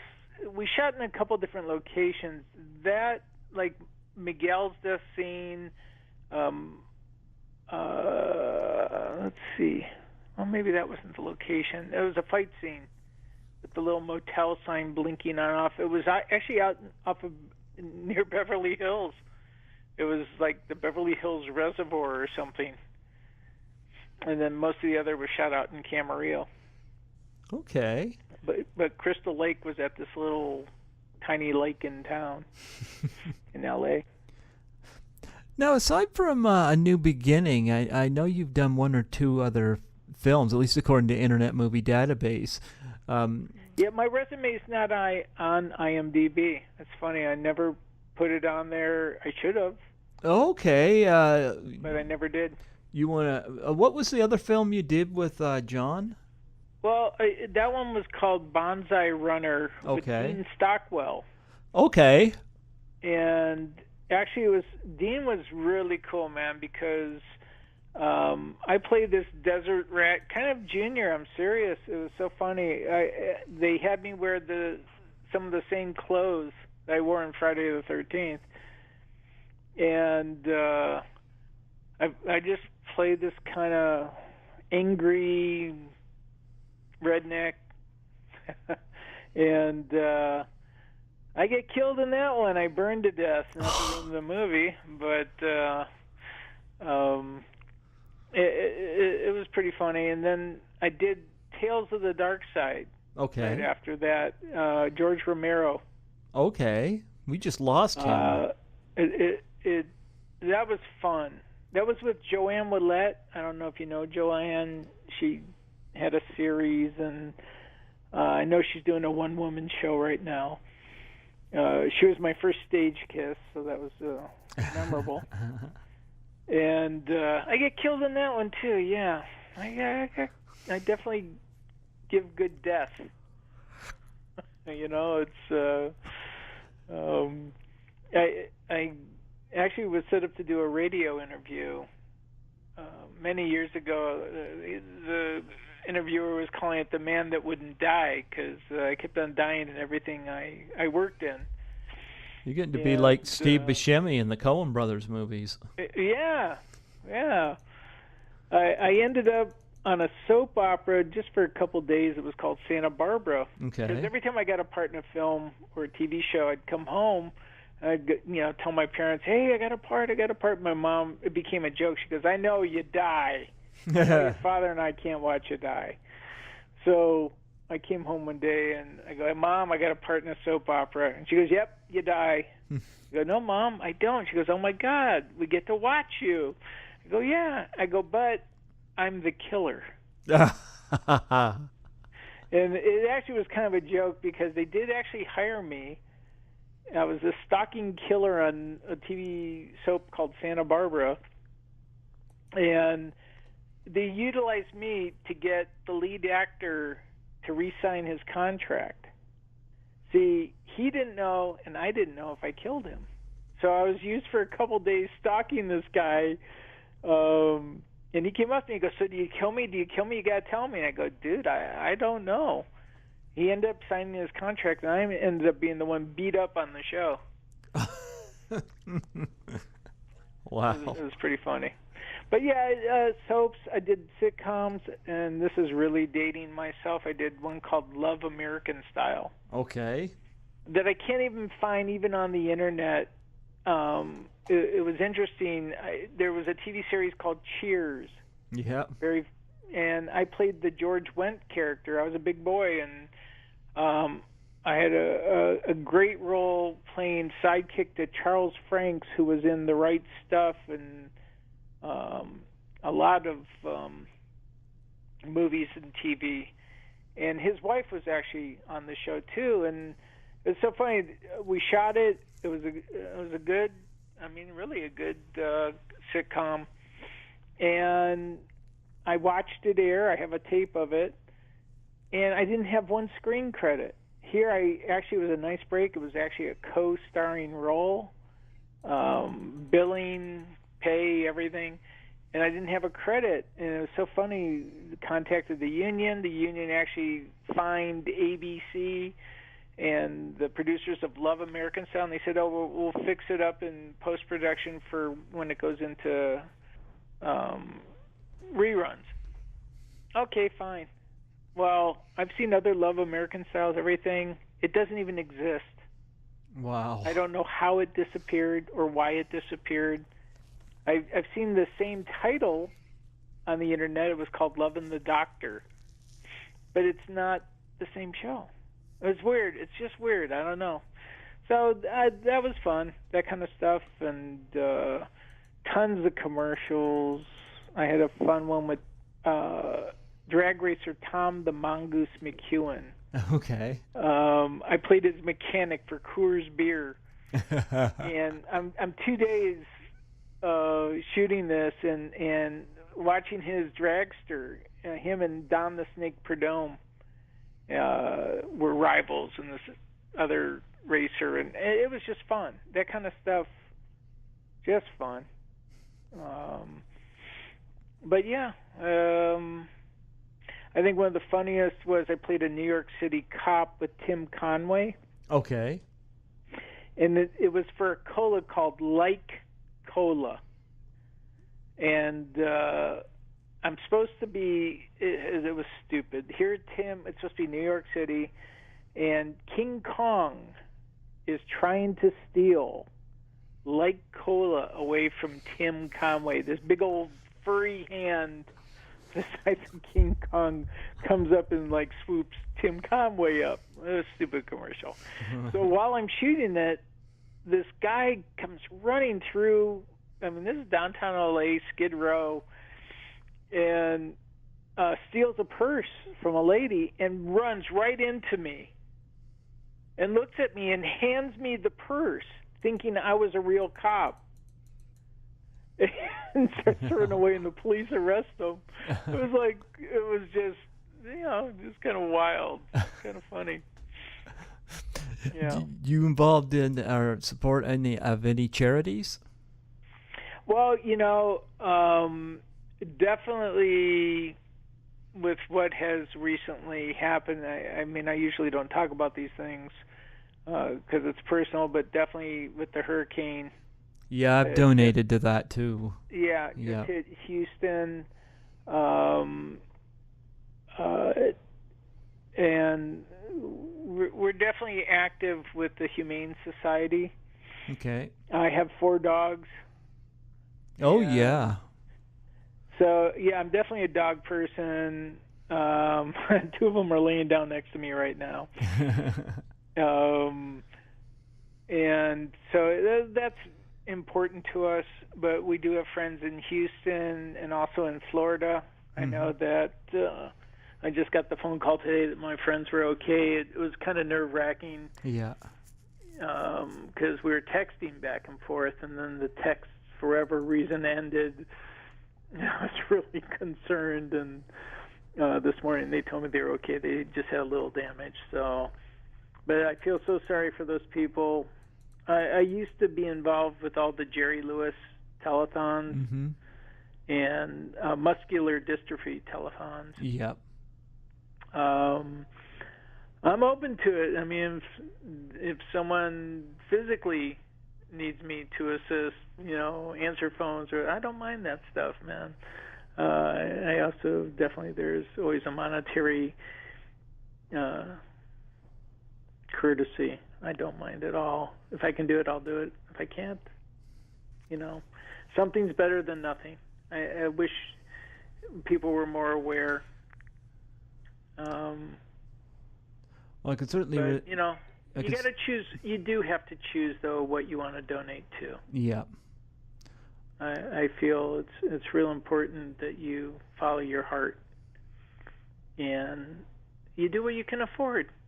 Yeah. I definitely relate to the dog one because my parents have two rescue dogs, and Yeah, no, I got 2 rescue. Yep. I've fostered. We have 2 little rugrats too that are 13 and 14. So there's a light at the end of the tunnel on that, and that breaks my heart. And it's truly, that's one thing. With animals, it's unconditional love. Yep, I agree. I remember when I married my wife, and we talked about kids and everything, and we weren't blessed with kids. I wish we were, but she was a dog person, and I remember I brought this little, he's next to me now, little half Maltese, half Pomeranian home that actually was given to me by in relation to a famous artist that I work with, Christian Lassen. Okay. And I flew over to Oahu and brought this little dog home, and I was like, I never allowed dogs to sleep in my bed before. I always had like German Shepherds and good-sized dogs that definitely would take up half a bed. And she's like, oh, it's just a little puppy. Just let him sleep here tonight. We won't let him sleep. And sure enough, he's still sleeping next to me. So, it's easy to get used to. I just move him closer to her.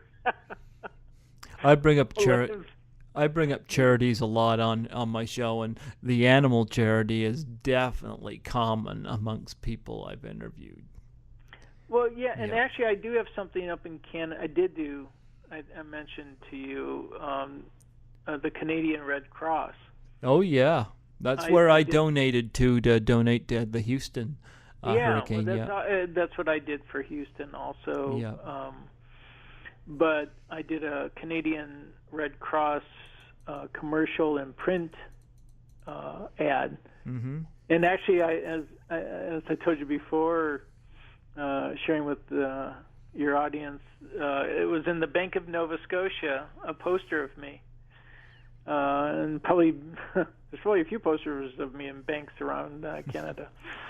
Might be the Canadian Red Cross or a wanted picture, I'm not sure, but of the Canadian Red Cross, and I was a victim in this ad and also in the commercial. And when you do that, it's public service. Okay. You don't get paid. You do it out of public service. So that's pretty cool. In the beginning of my career, I worked, there was a religious series on Sunday called Insight. It was the Paulist Priest, Paulist Productions. Mm-hmm. And then they're still in business. It's interesting. And I got to work with Ed Asner, Carol Burnett, Walter Matthau. Oh, wow. Martin Sheen. Mm-hmm. Albert Salami, Scotty from Star Trek. Yeah. I got to work with all these cats. I did like 3 episodes. And you donate your check. I mean, literally, they'll cut you a check. They'll pay you union scale. And it goes, credited to your retirement. But you give the money back and actually sign the check over the minute they give it to you. Okay. So all these guys worked for free. We all got paid. Then you donate it back to the church. Yes. Yeah. And that was cool, man. A quick, funny Walter Matthau story. We're shooting, and actually back in those days, this was 1975. Mm-hmm. And I was Ed Asner's stand-in. They would put me and set all their lights and marks for him to hit and all that stuff in this one show I did, and it was him, Carol Burnett, and Ed Asner. Mm-hmm. Walter Matthau, Carol Burnett, and Ed Asner. And in the middle of shooting, they took out this little tiny TV set, put it on the stage floor, and Walter Matthau laid down and was watching a football game. And these guys went, "Come on, Walter, we're almost done shooting." He goes, "Leave me alone. I'm watching my game, and production had to stop until the game was over. That was pretty cool. Yep. Well, Ron, we've been talking for almost 2 hours here. Actually, oh my God, I'm going to charge you double, man. we'll let Ethel take care of that. She'll pay in soup and stew. The best. Well, it's been a blast. Truly enjoyable bringing back all these memories. And if I can help in any way with any of my fellow comrades of the Friday the 13th family, because it is a family. Yeah. More than happy to, and do and let your listeners go to these conventions. It's truly crazy. Yep, I gotta go. Yeah. It's very bizarre. I don't know if you've ever been to Comic-Con or a Star Wars. I've never been outside New Brunswick. Well, yeah. You definitely got to stretch out and spread your wings and get out there. And just don't forget the secret to meeting beautiful women is that leather flight cap. Oh, no, that's right. You're supposed to wear the leather flight cap and put on the gloves. The goggles don't hurt either. But I'll have to wear that. Come. I'll have to wear that if I meet Melanie.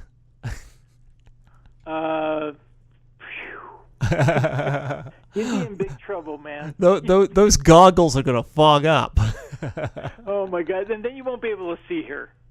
And you won't feel anything through the gloves. So, no, just dig it, enjoy, and I just want to thank your listeners for putting up with this 2 hours of insanity. And this was awesome. And great memories, truly great memories. No complaints. I've definitely been blessed. Mm-hmm. And I know I'm going to be working in the near future. I decided to go back to acting. And, okay. Because now I live back in stateside, in the middle of nowhere, but I definitely will be getting back on the big screen, hopefully in the near future. And I'm definitely doing conventions again. I can't talk about it yet, but that's I definitely okay. have some coming up that they don't allow me to talk about. They wait till they announce it. So I have to respect that, but you'll be seeing me. Oh, that's perfect. I'm out there again. Absolutely. Well, before you go, could I get you to do a plug for my show? Sure. Yeah, just state your name and say you're listening to Greg Gilbert on Python's Paradise out of New Brunswick, Canada. Okay. Well, this is Ron Sloan, a.k.a. Junior from Friday the 13th, listening to Greg Gilbert, the man, the myth, the legend. Really, you're an anaconda. You're not a python. There you go. I don't know how to break it to you. On a great radio station.